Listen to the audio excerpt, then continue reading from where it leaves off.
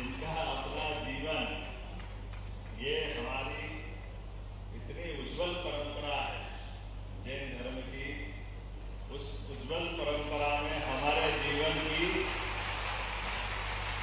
जीवन शैली उदात्त है। कई दुनिया के लोग आए, कई चले जाए, लेकिन इसका रहस्य नहीं समझेंगे कि कोई सारे मौसम में ऐसे कैसे रह सकता।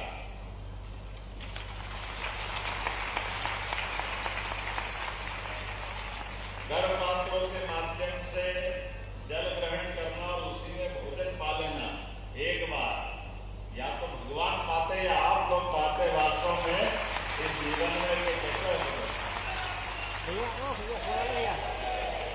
हेलो भाई, तमाम प्रकार के आरोह अवरोह, तमाम प्रकार से आकर्षण विकर्षण, हम भी संसारिक की तरह से महाराज जी नीचे बैठ जाते हैं, बैठने के बाद और गादी लगा दी ऊपर, और कम पड़ रहा तो और जो जिनके पास कुछ नहीं है उनके पास हमको ये अलग अलग प्रकार के वस्त्र पहना करके, टोपी पहना करके, पता नहीं क्या आकर्षण के बनते। ये हो क्या या समझ नहीं आ रहे। भगवान आपकी कृपा है, इसको समझने के लिए बहुत टाइम लगेगा।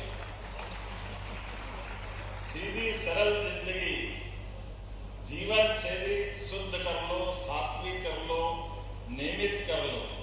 आपके पूरे जीवन से यही तो सीख रहे हैं शंकर भैया हमारे पास में। आपका जो हमारा मेडिकल साइंस है, इस साइंस के आगे सारे साइंस फेल है, इन साइंस में बड़ा मुश्किल है।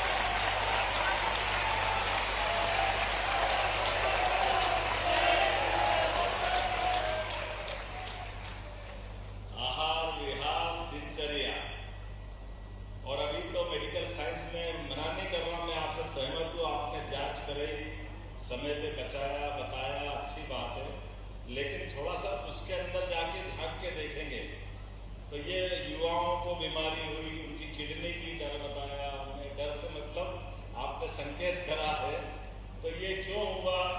ना टाइम पे खाना, ना टाइम पे पीना, ना टाइम पे सोना, सब उल्टा उल्टा करो। अब किसी के पास भी जाओ तो वो तो खराब बताएगा, उसमें बचाएगा कौन अपने?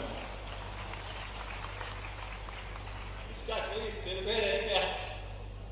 हमारे पास में परमात्मा की दया से ये अच्छी बात है कि आपने हेल्थ कॉन्शियस, आजकल अंग्रेजी के शब्द से अपनी बात को समझना भी चाहिए। मैं भाषा का सम्मान करता हूं, लेकिन सच्चे अर्थों में मैडम कोठारी में माफ करना, आज के समय में जो आप आदिकाल से बताते आए कि प्राण कितने हैं, तो अभी आप प्राण की बात करेंगे तो प्राण भी शरीर में 5 है। अब ये 5 प्राण मेडिकल साइंस आज सिद्ध नहीं कर सकता है, वो तो भला और वेंटिलेटर का आप मालूम पड़ गया कि ब्रेन गया, हार्ट चल गया, एक प्राण गया, बाकी बचा है, अभी मिलेगा। ये 5 प्राण मस्तिष्क में है, हृदय में है, पेट में है, नाभि से नीचे वाले 4 प्राण है, 5वां प्राण पूरे शरीर में घूमता है, और जिनको 5 प्राण पे अपना नियंत्रण हो गया वो ब्रह्मरंध्र से अपनी आगे की यात्रा तय करता है। ये सारे तो ज्ञान इधर ही। हमारे 5 प्राण, 5 उपप्राण, उपप्राण भी है, आंख खुली रह गई, मुंह खुला रह गया, ये इंद्रिय पे कंट्रोल करने की भाव तो बताते हैं। तो प्राण को भी नियंत्रण करने का जो बड़े डॉक्टर हमारे लिए बैठे हैं, यही तो हमको समझाते हैं। अरे यार भैया, हो भैया, इसके पास जाके सीखें, शास्त्रों में पढ़ेंगे, हमको पतंजलि से लेकर सारे के सारे शरीर विज्ञान के जानकार लोग बताते हैं। लेकिन मैं आज के इस अवसर पर आपने बहुत उत्तम प्रयास किया है, क्योंकि महाराज की शिक्षा के साथ एक शिक्षा ये भी है कि आपको कितना भी आए लेकिन सामने वालों को अपमानित करो, उसका सम्मान करो, इसलिए माफी मांगते हुए आपकी बात का भी सम्मान करो। किसी का अपमान नहीं करना, सबका मान सम्मान रखना, सबके साथ सहअस्तित्व की भावना में अपने आप को डुबो लेना, और सहअस्तित्व की भावना से परमात्मा ने कई जन्मों के पुण्य के बाद ये मानव शरीर हमको जो दिया, इस मानव शरीर के सदुपयोग के लिए, सद्मार्ग के चलते हमारे जीवन काल में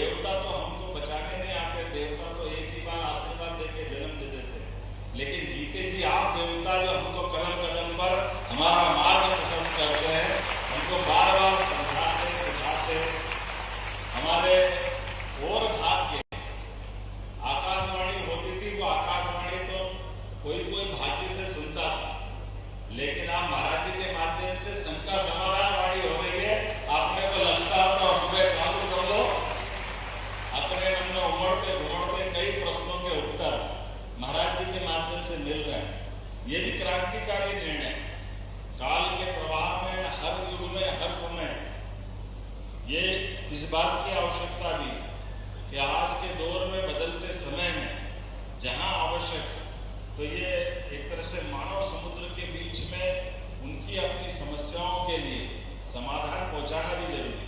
और इसीलिए आपने आकाशवाणी के पंचरंगी प्रोग्राम की तरह दोनों कार्यक्रम का समायोजन कर दिया। आज की दृष्टि से आधुनिक साइंस के लिए मेडिकल साइंस की प्रिवेंटिव केयर यूनिट के माध्यम से आपने 50,000 लोगों का एक तरह से उनकी अपने जीवन बचाने का काम किया। मैं आपको बधाई भी देता हूँ और महाराज जी का आशीर्वाद भी मिला। हम सब जानते हैं कि भगवान मुस्कुराते क्यों? भगवान मुस्कुराते ऐसे इसीलिए कि हम कष्ट से घबरा जाते हैं। हमें हर एक व्यक्ति के मन में ये डर लगा रहता है कि मैं मर नहीं जाऊं। और आप लोग ये जानते हैं कि जो जन्मा वो मरेगा, बचेगा कौन? आज भी तो कल जाएगा, जाना ही। आने और जाने के क्रम में हमारे पास एक बार जिसका जन्म हुआ उसका शरीर तो छूटना है, लेकिन जो शरीर को ही सही मान ले तो उससे बड़ा गलती कौन करेगा? शरीर तो आज भी तो कल वस्त्र की तरह बदलना। इसलिए हम ये वस्त्र पहनते और आपने ये आकाश वस्त्र धारण किया है जिसके माध्यम से आप दुनिया को दर्शन दें। मैं आपको प्रणाम करता हूँ। मैं परम पूज्य आचार्य विद्यासागर जी महाराज का चित्र का अनावरण था, कैसा लगा? मुझे आशीर्वाद मिल गया मेरा जीवन।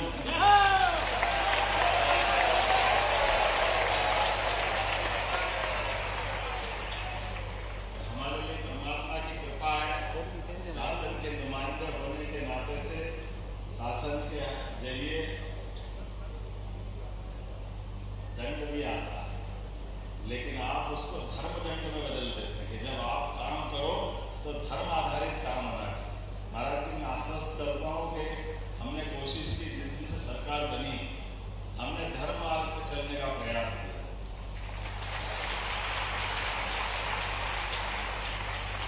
शासन के अपने नियम कानून व्यवस्था और उसके बीच में से मार्ग बनाकर कोशिश कर रहे हैं लगातार। यद्यपि अभी इस व्यवस्थाओं को आप भी जानते हैं कि इसके कष्ट भी हो, लेकिन मन में प्रयास है कुछ तो करें, आगे बढ़े। आपको देख देख के सीखते हैं। हमने पहला नियम बनाया, सरकार का पहली कैबिनेट में निर्णय किया कि खुलेआम मांस मदिरा की दुकान नहीं चलेगी।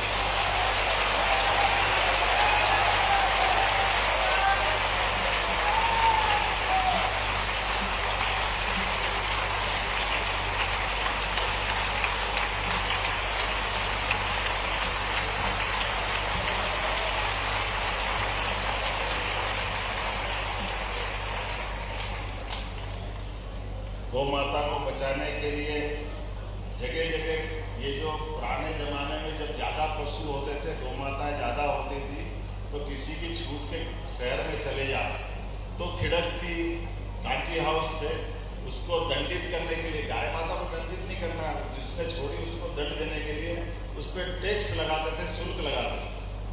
अब बदल गया तो गौ माता को जान करके छोड़ देते लोग कि भैया पैसे नहीं है, अवेरने वाला कौन है?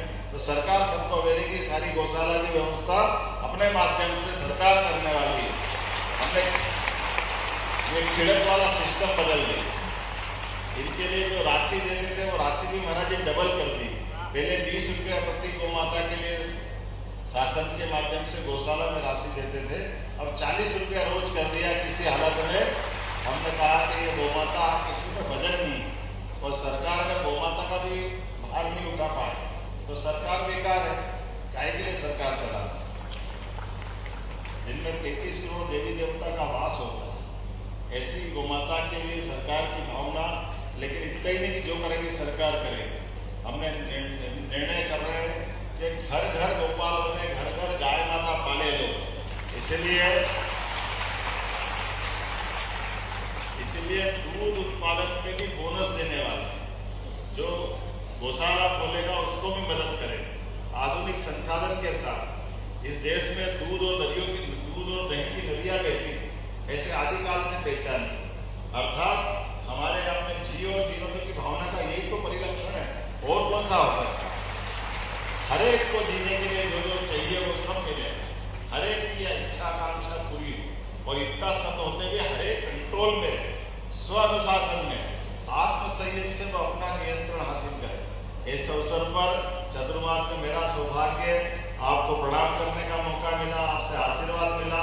हमने बीते कल ही निर्णय किया है कि नर्मदा माता जहां तक बह रही है, जहां से बह रही है, उसके आसपास के नगरों में कोई मांस मदिरा या इस प्रकार का कोई प्रयोग नहीं कर सकेगा।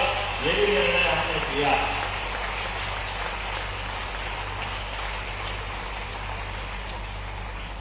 आपने मुझे थोड़ी पहले इस बात का आशीर्वाद दिया था और जब मैंने चित्र का अनावरण किया, मुझे मालूम है कि मैं पहली बार जब महाराज जी से मिला था, आचार्य विद्यासागर जी से, तो मैं नर्मदा जी के किनारे मिला था। ऐसा लगा था कि माँ बेटो दोनों से नमस्कार करने का मौका मुझे मिल गया। जीते जी वो ऐसे नर्मदा पुत्र, ऐसी उनकी साधना है।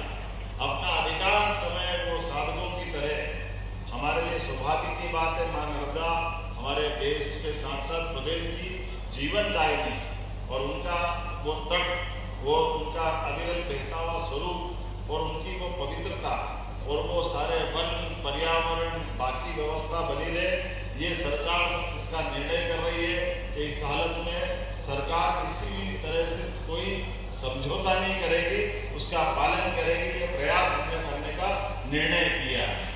आपका आशीर्वाद मिलेगा, सरकार के माध्यम से इस संकल्प की पूर्ति होगी। आज के इस अवसर पर ये प्रिवेंटिव हेल्थ केयर जो हमारा प्रयोग है, इस प्रयोग के लिए मैं शुभकामना भी देता हूं और शंकर भैया, माननीय सांसद जी और अपने सारे बंधुओं को जो इसमें सहभागी बने, आपको सबको भी धन्यवाद देता हूं। और कोशिश करेंगे प्रिवेंटिव हेल्थ केयर पॉलिसी के लिए। लेकिन उसके पहले मैं माननीय नरेंद्र मोदी जी को धन्यवाद देना चाहूंगा, जिनने 5 लाख तक की पॉलिसी सबके लिए फ्री कर दी है।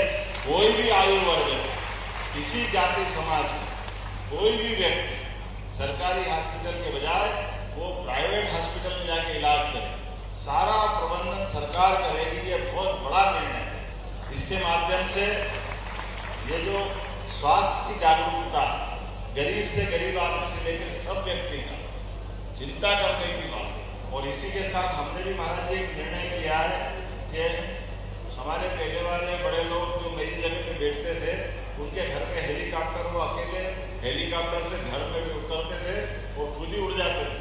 आसपास गरीब कोई परेशान, उसके लिए कोई हेलीकॉप्टर में जगह नहीं थी। हमने निर्णय किया सरकार बनने के बाद, किसी भी हालत में कोई भी जगह पर अगर व्यक्ति बीमार है, हॉस्पिटल में भर्ती है, अब उसको कोई उन्नत जगह ले जाना, कोई गांव से इंदौर लाना है, दिल्ली बंबई लाना ले जाना, तो एयर एम्बुलेंस की व्यवस्था हमारी सरकार के माध्यम से होती है। गरीब से गरीब आदमी की जिंदगी बचाना ये सरकार का काम है। हेलीकॉप्टर जरूरी नहीं, उससे बड़ा जरूरी है उसकी जान बचाना। जो पैसा लगेगा सरकार देगी। ऐसे प्रत्येक काम में ऐसे कई निर्णय करते जा रही है। लेकिन आपका आशीर्वाद रहेगा तो लगातार मिलता रहेगा। मुझे तो थोड़ा ज्यादा बोल गया, लेकिन परिश्रम के बाद जो हमारी क्षमा याचना का ये जो एक अपना आभूषण है, एक तरह से मुझे बहुत अच्छा भी लगता है। मैं आपसे क्षमा चाहता हूँ, मेरे मुझसे कुछ ज्यादा निकला हो तो, लेकिन आपके साथ मिलकर के आनंद आया। आपका आशीर्वाद हमारे पे, हमारी सरकार पे बना रहे। 2 अक्टूबर को कोई अहिंसा हमारी यात्रा निकलने वाली, मेरी अपनी ओर से इंदौर में निकलने वाली गांधी जयंती के अवसर पर इस यात्रा के लिए भी शुभकामना। और आप सबका पुनः नमस्कार करते हैं। महाराज जी का आशीर्वाद मुझ पर, हमारी सरकार पे बना रहे।